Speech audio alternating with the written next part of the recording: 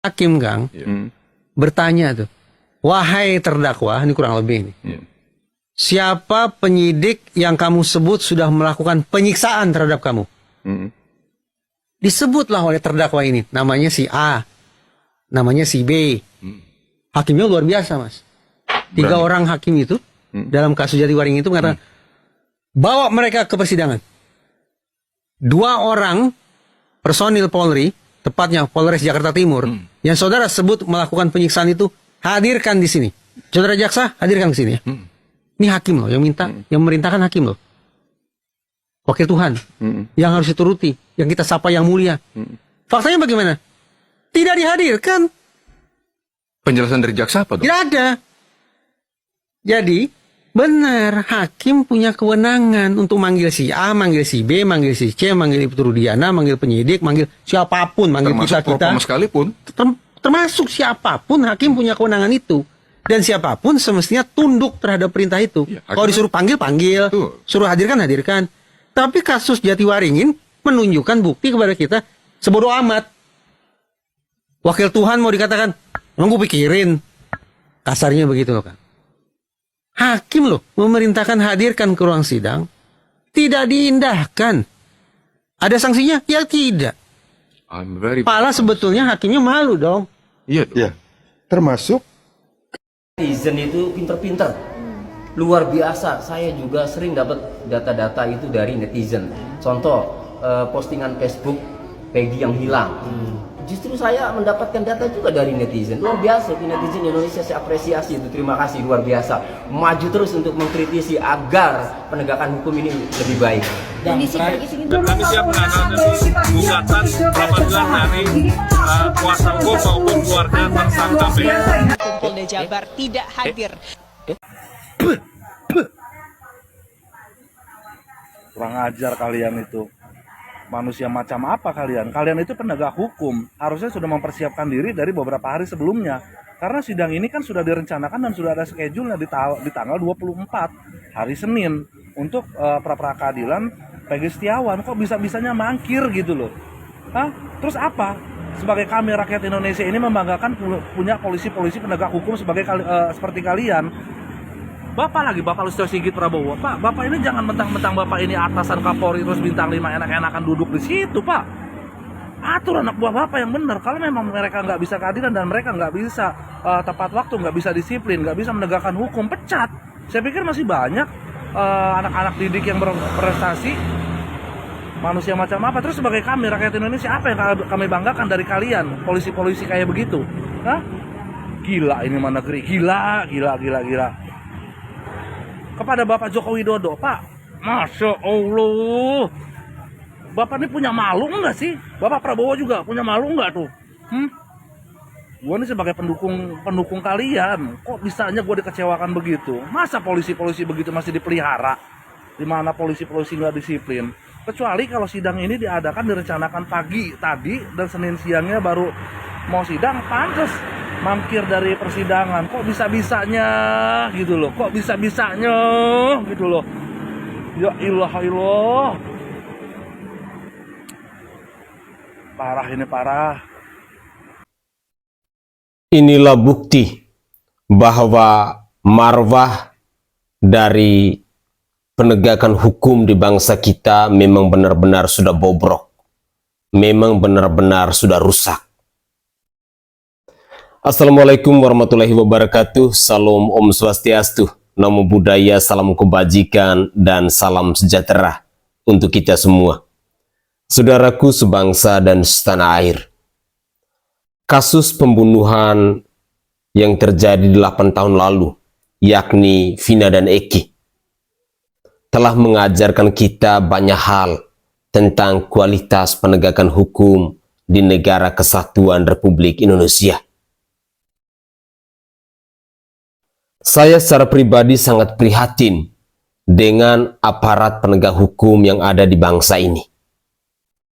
Saya merasa prihatin karena ternyata kasus dari Vina dan Eki ini membuka mata hati kita masyarakat Indonesia tentang kebobrokan, tentang kemunafikan, tentang kelicikan, tentang rekayasa data, tentang manipulasi data dan lain sebagainya dalam proses-proses penegakan hukum di bangsa ini. Inilah fakta. Inilah sesuatu yang harus kita saksikan bersama-sama, bahwa betapa bobroknya kualitas penegakan hukum di bangsa kita. Tidak heran bila pada akhirnya kita melihat kasus korupsi merajalela di mana-mana. Semakin hari kasusnya semakin bertambah. Korupsinya gila-gilaan. Sampai dengan 271 triliun sekalipun. Belum lagi ada cerita sampai dengan 300-an triliun sekalipun.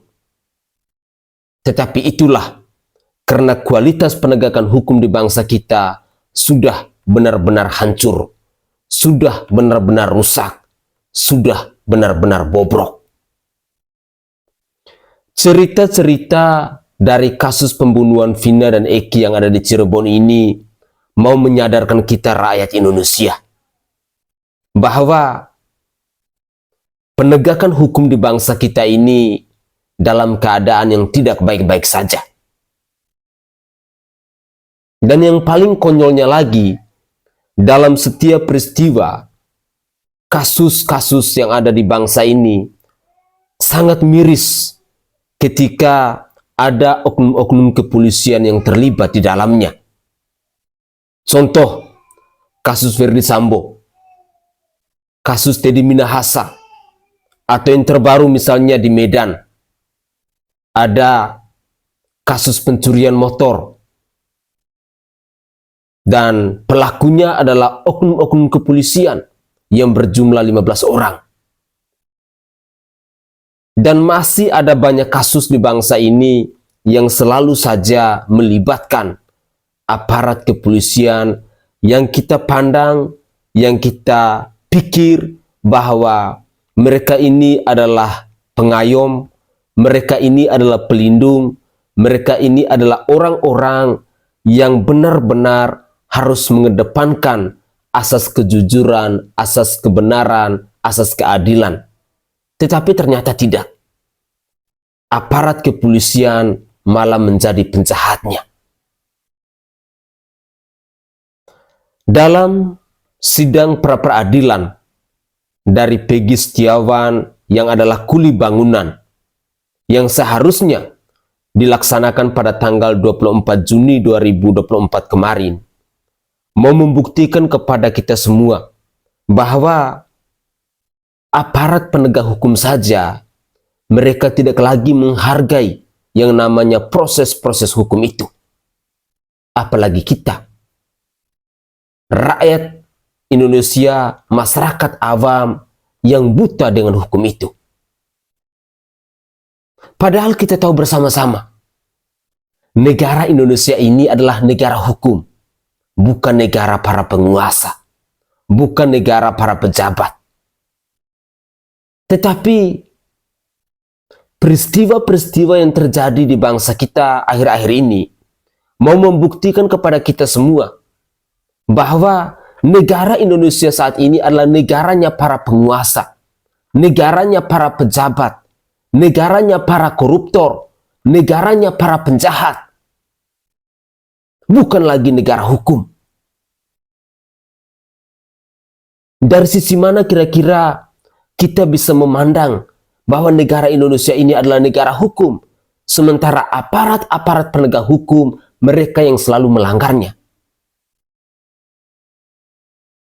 Tidak salah bila pada akhirnya kita menyimak hujatan-hujatan dari masyarakat Indonesia, kecaman, cacian, dan lain sebagainya tentang moralitas penegakan hukum di bangsa kita yang sudah rusak, tentang kualitas penegakan hukum di bangsa kita yang sudah bobrok.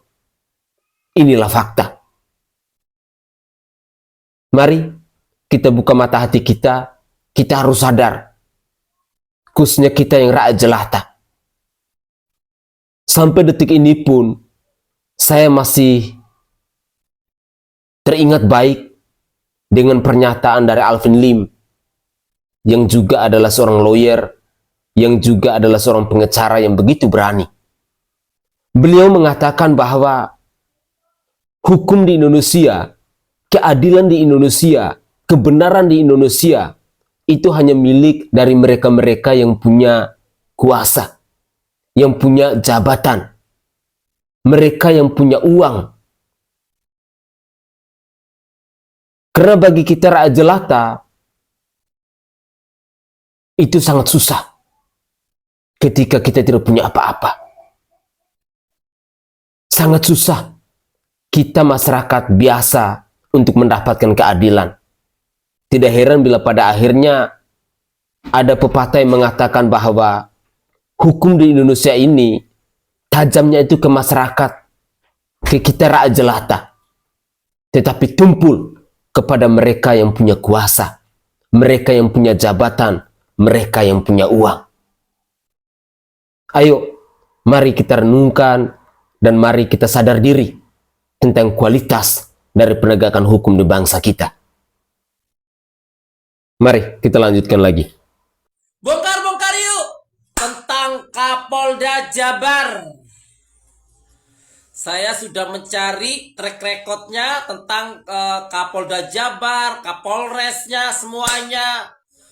Coba cek deh data-datanya ke gue ini yang ditanganin.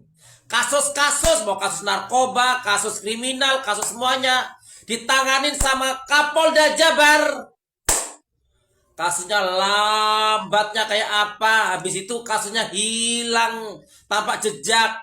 Apakah di Kapolda Jabar ini banyak banget preman berseragam? Banyak oknum-oknum preman berseragam yang mencari keuntungan dengan seragamnya. Semua kasus-kasus yang ditanganin rata-rata nggak ada yang beres. Data-datanya di situ, Kak. Aku udah baca data-datanya, aku ngeri loh. Apakah di Kapolda Jabar sama Kapolresnya itu kebanyakan oknum berseragam, preman berseragam? Ada apa kepolisian Kapolda Jabar ini? Kebanyakan oknumnya, kebanyakan oknum preman berseragam. Ada apa? Semua kasus-kasus yang ditangani sama dia kalau tidak lambat sampai bertahun-tahun hilang. Mulai kasus kriminal, kasus narkoba, kasus semuanya kasus. Banyak masyarakat mengadu kehilangan, mengadu ini, mengadu itu. Tidak ada penanganan yang khusus. Ada apa nih? Hah? Kapolda Jabar gimana nih? Anak buahnya Anda, apakah Anda kayak gitu juga? Hah? Ada apa? Tolong dong. Saya udah cek loh. Udah saya telusurin. Banyak kasus-kasus yang lambat bertahun-tahun, yang ini, yang itu. Kalau viral baru dicari. Kalau nggak viral, nggak ini. Ada apa? Hah? Ada apa? Selawaras. Jangan sampai kita menutupi kejahatan satu orang, tapi mengorbankan institusi yang jumlah anggotanya jutaan. Nah, saya juga meminta kepada negara, tolong itu LPSK, fungsikan itu. Lembaga Perlindungan Saksi dan Korban. Fungsikan. Kenapa korban-korban dan saksi-saksi bisa dianiaya? Ada fotonya luka-luka. LPSK mana?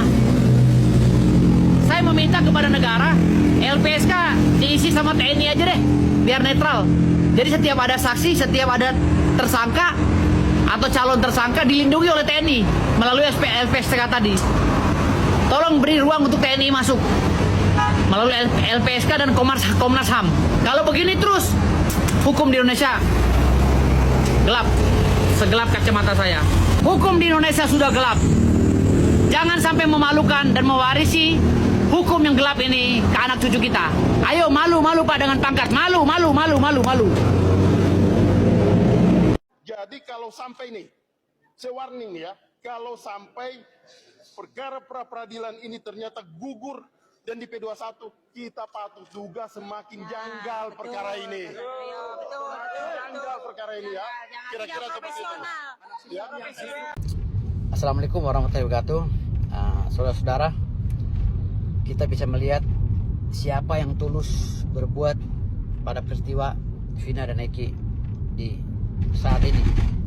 Kita lihat ada Bapak Jenderal Susno Duaji, ya, ada Bang Deddy Mulyadi. Bang Deddy Mulyadi, putra khusus Jawa Barat, perlu dikasih posisi. Kalau beliau nyalon gubernur Jawa Barat, harus segera dikasih posisi. Ini pesan buat orang-orang Jawa Barat. Ini putra asli, benar-benar membela orang Jawa Barat. Saya emang gak ada kaitannya sama partainya Kang Deddy. Saya murni sebagai aktivis melihat Kang Deddy layak mendapatkan bintang Jawa Barat. Makanya kalau ada pemilihan gubernur, ya, Kang Deddy nyalon, ayo bersama-sama warga Jawa Barat kita sokong Kang Deddy Mulyadi. Makasih. Tapi dari pihak Polda Jabar tidak hadir. Tanggapannya seperti apa, Bang? Kami jujur aja kami sangat kecewa ya dengan kejadian ini. Padahal kami berharap supaya dari kepolisian Polda Jawa Barat itu hadir pada hari ini. Karena kami menduga bahwa ini ada unsur kesengajaan agar supaya kasus ini bisa P21 sehingga pra-peradilan ini digugurkan. Yang kami berharap saat ini adalah kami minta supaya jaksa objektif dalam melihat perkara ini. Biarkanlah sampai putusan pra-peradilan ini selesai baru dilanjutkan. Kita melihat, kita fight secara gentleman. Kalau melihat dari ketidakhadiran Polda Jawa Barat tadi ada dugaan unsur kesengajaan begitu ya Bang ya. Sebetulnya ada langkah apa Bang yang bisa kemudian diambil dari pihak kuasa hukum untuk berjalannya pra-peradilan ini dengan lancar sesuai dengan harapan? Apakah ada langkah lain Bang yang bisa diambil? Kita ikut agenda hakim aja. Kita ikutin aturan di mana hakim sudah menentukan hari Senin. Tapi di sini yang kami sangat berharap bahwa jaksa objektif dalam memeriksa perkara pelimpahan berkas perkaranya Peggy Setiawan. Karena jaksa juga kami yakin, jaksa sudah tahu bahwa ada pra-peradilan. Biarlah putusan pra-peradilan ini, kita nggak usah takut lah. Ya, kalau memang polisi merasa bahwa mereka benar, kita sama-sama kita fight secara hukum, secara gentleman. Kita ajukan di depan pengadilan, di pra-peradilan ini. Artinya tetap optimis, Bang. Dalam kasus pembunuhan Vina dan juga Eki ini Peggy Setiawan bisa bebas dari jeratan kasus ini. Asalkan tidak digugurkan, kami sangat optimis bahwa klien kami pasti bebas. Peggy Setiawan pasti bebas. Oke. Baik. Jika kemudian pra-peradilan ini tidak bisa ditempuh, tapi tetap optimis di nanti peradilan yang akan datang. Sangat optimis. Ya, kami pasti optimis, sangat optimis. Baik. Mungkin terakhir Bang, harapannya seperti apa nih Bang? Khususnya kepada Polda Jabar yang hari ini bisa dibilang mangkir atau tidak hadir dalam pra-peradilan hari ini. Ya, putusan pra-peradilan ini, sidang pra-peradilan ini adalah sidang maraton, hanya 7 hari. Oleh sebab itu kami berharap hari Senin depan itu dari Polda Jabar hadir di dalam persidangan ini.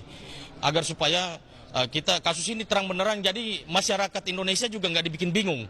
Itu harapan kami, dan juga kami minta dukungan doa dari seluruh masyarakat Indonesia, Bapak Presiden Joko Widodo, Bapak Presiden terpilih Bapak Prabowo Subianto, Bapak Kapolri, Bapak Kompolnas, Kejagung, dan juga Menko Polhukam untuk sama-sama kita mengawal perkara ini sehingga Peggy Setiawan yang tidak bersalah ini, tidak berdosa ini dibebaskan.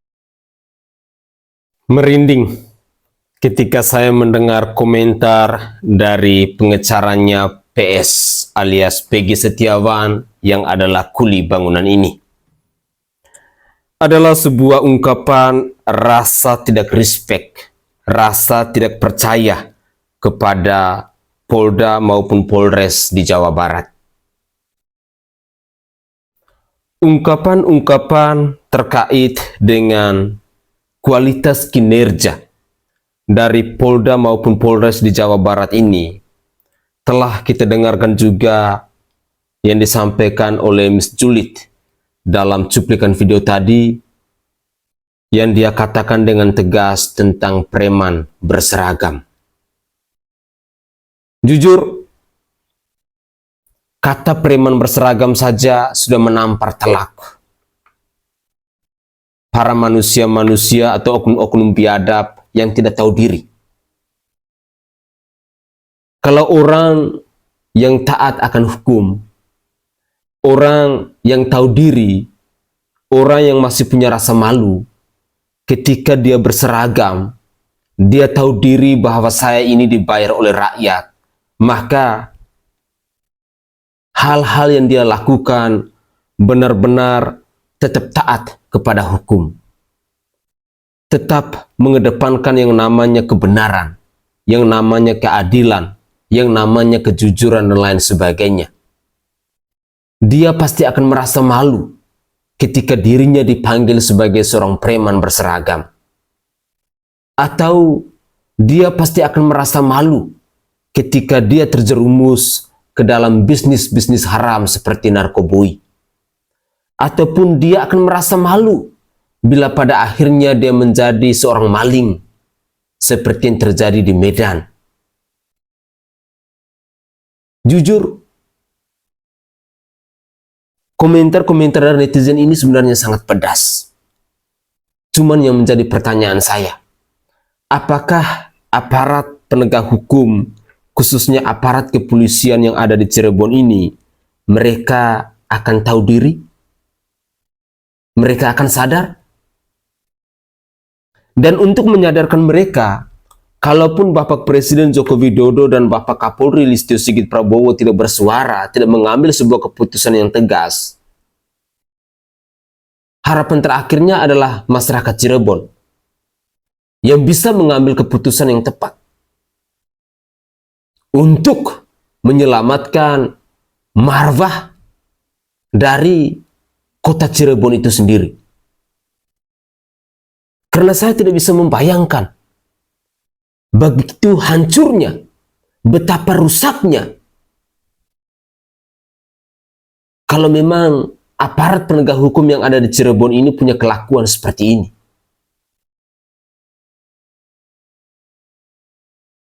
Dan saya tidak bisa membayangkan kira-kira besok atau lusa ini siapa lagi yang akan menjadi korban ketika ada kasus kejahatan ataupun ada hal-hal yang bertentangan dengan hukum, lalu berurusan di kantor kepolisian ataupun berurusan dengan para penegak hukum. Kalau memang polisi yang ada di Cirebon ini punya kelakuan seperti ini, masyarakat Cirebon itu mau mengadu ke siapa lagi? Sehingga saya katakan dengan tegas bahwa kalau memang Bapak Kapolri tidak bisa mengambil sebuah keputusan yang tegas, ataupun Bapak Presiden Joko Widodo tidak bisa mengambil keputusan yang tegas, silakan kalian masyarakat Cirebon yang harus berunding, yang harus duduk bersama untuk menyelesaikan persoalan ini, untuk mengembalikan bahwa marwah Cirebon, kota Cirebon itu di mata masyarakat kita Indonesia itu baik. Jangan sampai kota Cirebon hancur hanya karena kelakuan dari oknum-oknum kepolisian yang menurut saya sudah sangat keterlaluan. Jujur, saya yang tidak punya kepentingan apa-apa dalam persoalan dari kasus pembunuhan Vina dan Eki ini saja merasa prihatin dengan kualitas kinerja yang dipertontonkan dari oknum-oknum kepolisian yang ada di Cirebon. Bagaimana tidak? 8 tahun berlalu. 8 tahun itu untuk menangkap seorang Peggy Setiawan yang adalah kuli bangunan. Apakah itu masuk di akal? Ataukah ini semua hanyalah rekayasa semata? Atau jangan sampai cerita salah tangkap itu benar adanya? Atau jangan sampai bahwa Peggy Setiawan yang adalah kuli bangunan ini bukan sebagai tersangka tetapi sudah ditetapkan atau sudah ditargetkan karena dia hanyalah rakyat jelata, karena dia hanyalah orang yang tidak punya apa-apa, karena dia hanyalah seorang kuli bangunan. Lalu kalian lakukan cara-cara yang zalim menurut saya bahwa Peggy adalah pelakunya dan dia harus dikorbankan?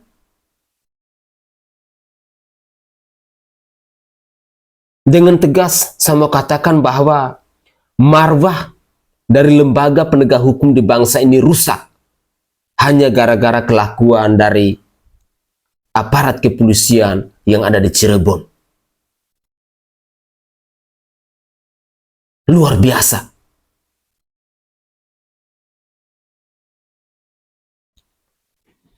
Semoga saja Bapak Presiden Joko Widodo dan juga Bapak Kapolri bisa mengambil sebuah tindakan yang tegas.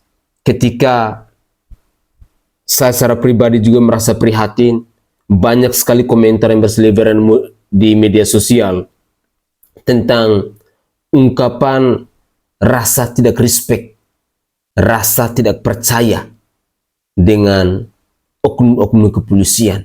Dan ini semoga saja tidak berimbas ke seluruh Indonesia. Dan saya berharap bahwa ketika ada peristiwa ini terjadi, jangan sampai aparat kepolisian mau menunjukkan sikap arogansinya, mau menunjukkan sikap anti kritik. Itu yang saya tidak mau terjadi. Karena jika itu terjadi, adanya intimidasi atau kriminalisasi kepada orang-orang yang mengkritik lembaga kepolisian Indonesia, khususnya aparat kepolisian yang ada di Cirebon ini, itu bisa muncul adanya pembangkangan dari masyarakat Indonesia kepada lembaga kepolisian. Mari kita pantau terus kasus pembunuhan dari Vina dan Eki ini. Endingnya seperti apa, biar kita rakyat Indonesia juga bisa paham bahwa beginilah moralitas hukum yang ada di bangsa kita. Beginilah kualitas marwah dari penegak hukum yang ada di bangsa kita. Mari kita lanjutkan lagi. Polda Jawa Barat tidak hadir di persidangan. Kenapa Pak polisi takut? Gentar, takut dibabak belurkan sama ini masyarakat, takut dia sama keluarga bupati, takut sama keluarga Rudiana. Udah nerima amplop ya Pak ya? Berapa tebalnya Pak amplop diterima sehingga nggak bisa hadir ke persidangan Peggy Setiawan? Kami masyarakat semuanya tidak setuju dan resah kali, khususnya semua pengacara-pengacara semua sudah resah melihat kelakuan polisi yang di Indonesia ini, khususnya di Jawa Barat, Polda lagi kayak nggak berpendidikan polisi ini. Ku tengok udah tahu dia kalau ada persidangan kasus, kalau lewat seminggu tidak naikkan ke jaksa, ke sidang, ke pengadilan, ke atau sana. Jadi maksud kalian apa? Supaya kasus si Setiawan ini naik ke atas, tidak lagi bisa ditangani penguasa hukum, gitu iya. Kalau sudah kau terima amplopnya Polda Barat yang tebal kali dari istri Rudiana ataupun Bupati Cirebon, kau pulangkan. Semuanya yang kau informasikan itu nggak masuk di akal. Semua masyarakat di Indonesia ini pintar-pintar. Semua informasi yang kau kasih itu nggak benar. Si Peggy Setiawan itu tidak mengganti identitas. Cuma bapaknya kemarin kawin. Karena takut ketahuan istri pertama, dia tukarlah nama anaknya ini bukan si Peggy, jadi si Robi. Dengar Pak Polda. Satu lagi foto yang kau buat itu udah memalukan kali polisi. Ini zaman teknologi, aku aja bisa. Ku ambil foto yang kau taruh itu, ku taruh gambarku di dalam. Iya kan?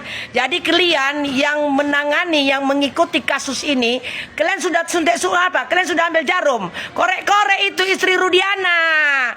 Istri Rudiana itu pelakor. Karena dia sudah punya anak 2. Si Egy yang sudah dibun-bun itu atas rencana dia ini menurut otak liarku. Karena kalau si pelakor-pelakor ini memang kayak gitu kerjanya, berusaha untuk membun-bun orang supaya dia bahagia. Iya kan? Jadi biar kalian catat ya semuanya netizen Ibu Budia Kang Mulyadi. Pergi, aku ngarang-ngarang aja uangku. Kalau nggak pergi aku ke rumah istri Rudiana yang baru. Nah, karena menurut informasi Eki yang sudah dibun-bun ini selalu minta uang ke rumah si Rudiana. Ya emosi lah si pelakor. Cocok kalian rasa weh. Nah, jadi ya kesimpulannya gini aja. Polda Barat hari Senin depan kalau kau tidak hadir, babak belur lah semuanya orang-orang yang di Cirebon. Dan kuhimbau, aku bukan provokator ini. Kalian yang semua mahasiswa-mahasiswa semua yang ada di Indonesia, yang ada di Cirebon, khususnya mahasiswa yang jurusan hukum. Dan kalian semua pengacara-pengacara advokat, ada tercatat 50.000 lebih advokat atau pengacara yang ada di Indonesia ini. Kalian jangan tinggal diam. Aku aja ngoceh-ngoceh sampai keluaran nuduh aku ini. Sekarang kalau tadi sudah digagalkan, kalian pergi ke mereka-mereka itu. Kalian ribut di mensos ini. Sampai mata Pak Presiden Jokowi lihat kalau semua masyarakat ingin supaya kasus Cipinang ini dituntaskan. Nah, supaya langsung terjun lah ini Pak Listio Sigit. Kalau dia tahu semua anggota-anggota si Polda Jawa Barat ini udah terima amplop. Kau pulangkan Polda Jawa Barat amplop yang udah kau terima dari istri Bupati atau dari istri si Rudiana. Kenapa pula bisa si Rudiana ini anaknya yang dibun-bun dia diam? Kan lucu kan? Coba pertanyaan besar ini bagi kalian, catat dulu kalian yang ingin kasus Bina ini dikelarkan dengan secepat-cepat mungkin. Yang terpenting bagiku, bagi semua masyarakat Indonesia, bagi semuanya 290 juta penduduk Indonesia ini menginginkan kalau Peggy yang kalian baru tangkap ini, si kuli bangunan yang miskin kali, keluarkan. Dan 7 tersangka yang sudah kalian tahan selama 8 tahun, yang udah kalian rusak masa remajanya, yang udah kalian hancurkan masa depannya, seharusnya dia gembira ria sama kawan-kawannya Korea. Yang ada satu lagi, seharusnya 2 minggu sebelum kalian tangkap dia berumah tangga, tidak berumah tangga, yang sudah kalian hancurkan hidupnya, keluarkan. Dengar Pak Polda Jawa Barat. Jadi kami semua masyarakat sudah tidak serak lagi dengan polisi. Kayaknya negara ini lebih aman nggak ada polisi. Kayaknya lebih cocok negara ini nggak ada polisi. Iya kan weh? Buktinya ini hari ini nggak datang dia. Sesibuk apa rupanya Polda Jawa Barat ini? Oke lah ya, salam waras. Amplop yang udah kau terima, kau pulangkan Polda Jawa Barat. Polisi tidak pantas dihina, karena itu profesi yang mulia. Daripada anggap saya hina polisi, kenapa tidak bertanya? Kenapa polisinya sendiri yang menghinakan diri? Apakah pantas oknum terlampau banyak jumlahnya? Sampai nggak bisa dibedakan lagi, mana polisi yang bersih dan berintegritas, mana yang cuma oknum. Apakah pantas polisi terlibat COD jual beli motor hasil rampokan? Apakah pantas polisi terlibat bekerja sama dengan bandar bubuk? Apakah pantas polisi dibakar hidup-hidup gara main judi online? Yang bakar poluan yang juga polisi wanita lagi. Dan apakah pantas polisi terlibat pembunuhan dan kekerasan? Bisakah dihitung betapa banyaknya jumlah kejahatan yang dilakukan oleh oknum ini yang melanggar kode etik? Itu yang ketahuan. Bagaimana dengan yang belum? Kasus baru-baru ini juga masih polisi aktornya, yang diduga menyiksa bocah 13 tahun di Padang hingga Afif Maulana ditemukan dalam keadaan lebam. Pantaskah bocah 13 tahun adu fisik dengan Anda? Sekali lagi, adu fisik dengan bocah yang usia 13 tahun lebih parah dari bocah labil yang tidak bisa mengendalikan emosi, menggunakan kekuasaan untuk menghabisi nyawa orang. Segitu tidak berharganya nyawa orang. Apakah ini tujuan Anda masuk instansi kepolisian? Agar bisa leluasa dan bisa semena-mena berbuat kejahatan dan seenaknya nyiksa orang. Anda sungguh sangat. Kasus ini luka dalam bagi kita semua. Ketidakadilan politik kekuasaan, di mana letak HAM? Bagaimana jika anak Anda yang disiksa seperti itu, Pak? Apakah ini wajah penegak hukum? Di mana harusnya kita mendapat perlindungan, tapi justru malah dapat ancaman. Apa gunanya Anda digaji untuk keamanan? Kasus ini bukan soal satu nyawa yang hilang, tapi juga soal kepercayaan publik yang juga lenyap. Seenaknya juga ngomong di depan media, kepercayaan publik sangat tinggi kepada Anda. Agar apa, Pak? Dapat validasi. Jangan biarkan suara-suara yang tidak berdaya ini tenggelam begitu saja dalam kesunyian. Ayo kita bantu orang yang tidak mendapat keadilan dengan memviralkan berita ini. Sekali lagi saya nggak menghina polisi, Pak, tapi bicara kenyataan dan mewakili suara banyak masyarakat. Bagaimana jika instansi polisi ini dibubarkan aja? Koreksi kalau benar. Share videonya. Apa? Mau pakai undang-undang buat nangkap orang? Bukan yang menyebar berita harusnya Anda tangkap ya, tapi pelakunya. Kelihatan banget bobroknya. Halo para monyong-monyong, halo monyong-monyong di luar. Kalau tidak ada perubahan drastis cara pengungkapan misteri kasus Vina, maka kasus ini hanya akan berakhir dengan diajukannya Peggy ke pengadilan. Soal bersalah atau tidak itu putusan hakim, tapi kasusnya akan menguap. Kasus lainnya akan menguap. Jadi inilah saatnya agar para monyong-monyong segera mendesak Jokowi, Komisi 3, Menko Polhukam, bentuk tim pencari fakta. Nggak ada jalur lain ya, termasuk ke oknum pengacara yang tidak tahu malu ikut-ikutan. Dia bukan kuasa, bukan siapa-siapa, ikut-ikutan nggak tahu apa-apa. Ini beda dengan kasus Sambo. Kasus Sambo kan kasusnya ada, mayatnya ada, langsung waktu itu kan semua orang lihat. Kalau ini kan udah 8 tahun lalu, sudah beda. Halo para monyong-monyong, jangan ingin murahan aja tampil di TV agar masuk TV. Kuasa bukan, siapa bukan, tampil di TV. Malu-maluin kalau mau masuk TV, ikut saya aja. Aku dikejar TV tiap hari, aku tidak mau. Para monyong-monyong.